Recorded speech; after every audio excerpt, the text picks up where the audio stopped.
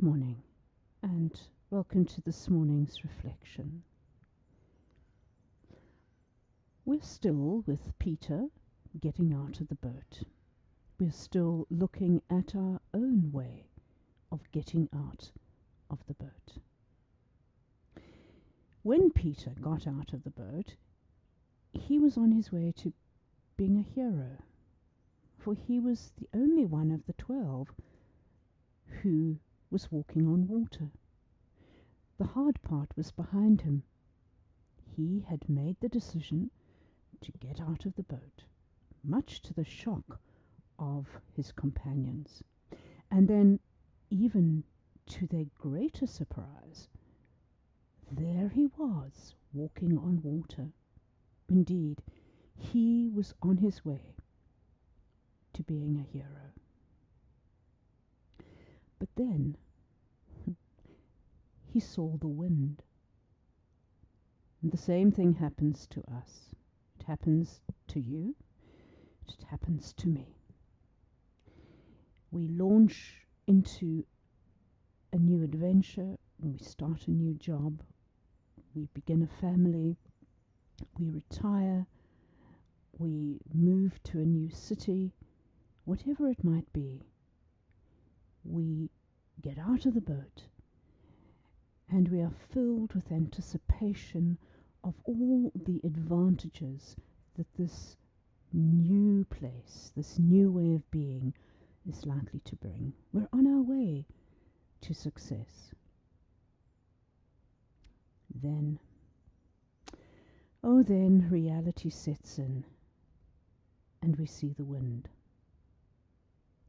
We come face to face with obstacles, conflict that we find draining, plans that just don't work out. COVID happens. So just when we had so hoped for smooth sailing, we find ourselves in a storm. Research has been done in the field of resiliency. And research was done on those people who have survived traumatic ordeals. People who have been in wars, people who have been taken hostage, people who have survived World War II concentration camps, the victims of crippling accidents, and children who have been raised in difficult homes. And all these studies found that generally resilient people continually seek some control over their destiny, rather than seeing themselves as passive victims. I want to say that again. Resilient people continually seek some control over their destiny, rather than seeing themselves as passive victims.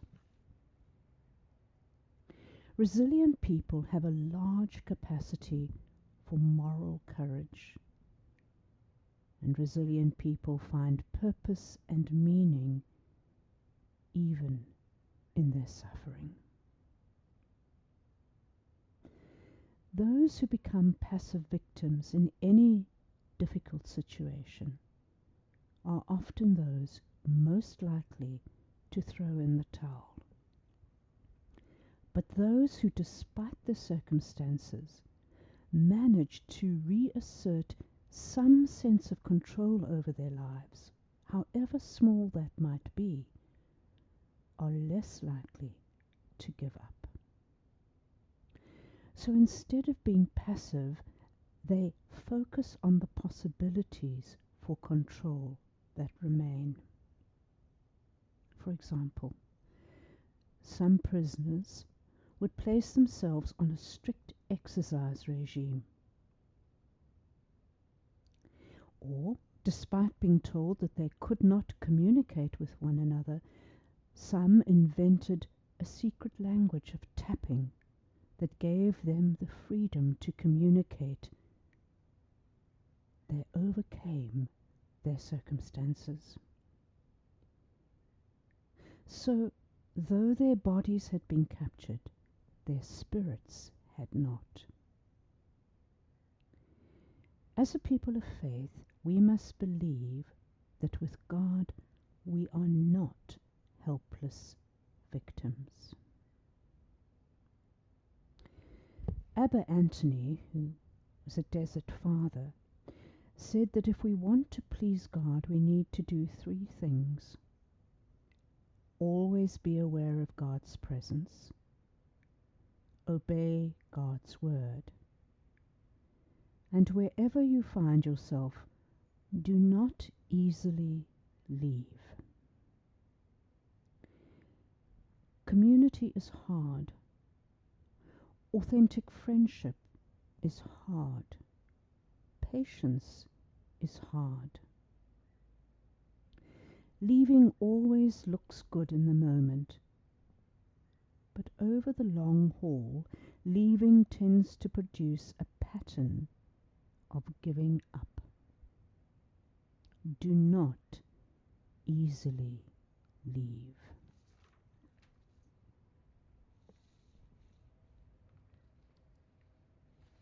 Viktor Frankl writes, "We who lived in concentration camps can remember the men who walked through the huts, comforting others, giving away their last piece of bread.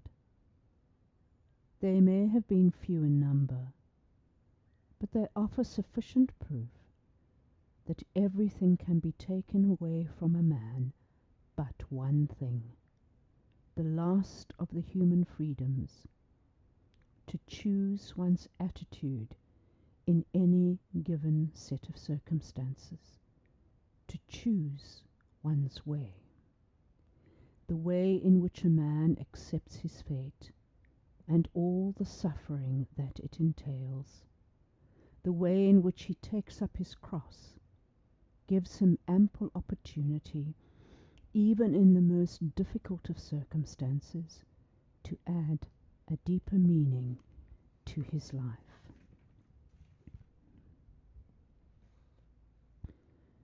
So what is most important is not our life circumstances. It's not what people have done to us, but it is who we become.